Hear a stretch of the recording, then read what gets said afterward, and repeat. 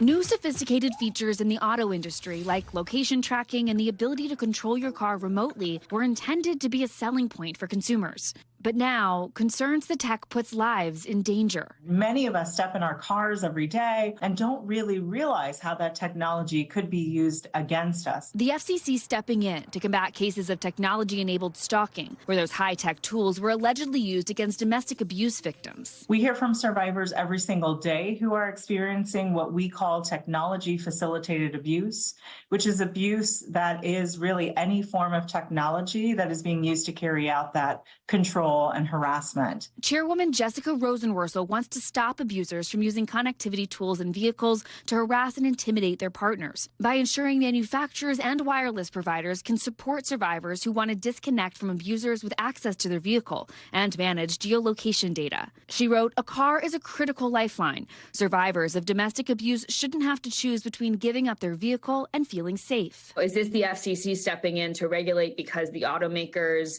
didn't put enough privacy protections in place as it is? One of the problems is that the privacy protections that are in place are designed against hackers or third parties. But the nature of the threats are changing all the time. And one of the things that the car makers didn't think about is protecting the information from other members of the family, from other owners of the car. The call for regulation driven by media reports like these. In one case, a woman unsuccessfully sued Tesla, alleging the company negligently failed to help her, complaining her husband was stalking and harassing her through the vehicle since he was the administrator on the account. According to the lawsuit, she said she discovered her car doors open, the suspension settings changed, or the vehicle's ability to charge turned off. The woman and her husband ultimately settled the suit. The scenario that a survivor could be leaving their abusive partner and trying to enter safety such as emergency shelter, and that very vehicle that they're driving to the shelter to can be tracked, is deeply concerning. When you have a concept, when you are developing technology, it is really critical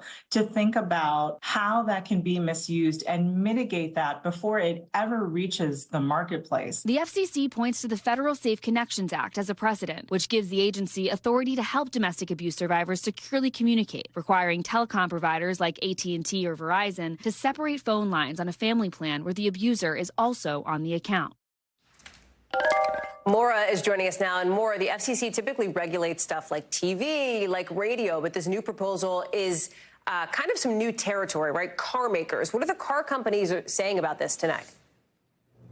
Well, we reached out to several different car makers that have this connectivity ability, and the ones we heard back from, Toyota, GM, said that they had nothing else to add. But we did get a preview of how some of these automakers might be reacting because about last month, because the FCC chairwoman had reached out to them, sent them a letter basically asking them what privacy protections they already do have in place when it comes to domestic abuse survivors.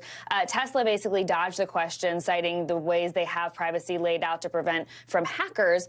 But Toyota actually said that if there was a case in which someone came to them and said, hey, I want you to disconnect my former family member or my ex-husband or whatever the situation is because of concerns about domestic abuse, they said that they would look for corroboration from law enforcement. And so the FCC across the board is trying to regulate this to make sure that there is a process in place if someone needs to have some sort of disconnection in that way. And so in terms of what's going to happen next, the FCC just proposed this new rule today. And the way their process works is that they're going to leave it open for public comment and conversation, make sure that they're considering all of the necessary things that they might need to add to the rule in the next couple of months. And that way the commission will consider it, vote on it as a board, and then that's when it would pass as regulation and would apply for these automakers. Hallie.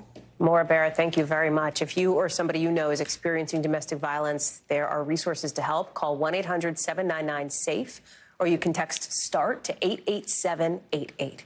Thanks for watching. Stay updated about breaking news and top stories on the NBC News app or follow us on social media.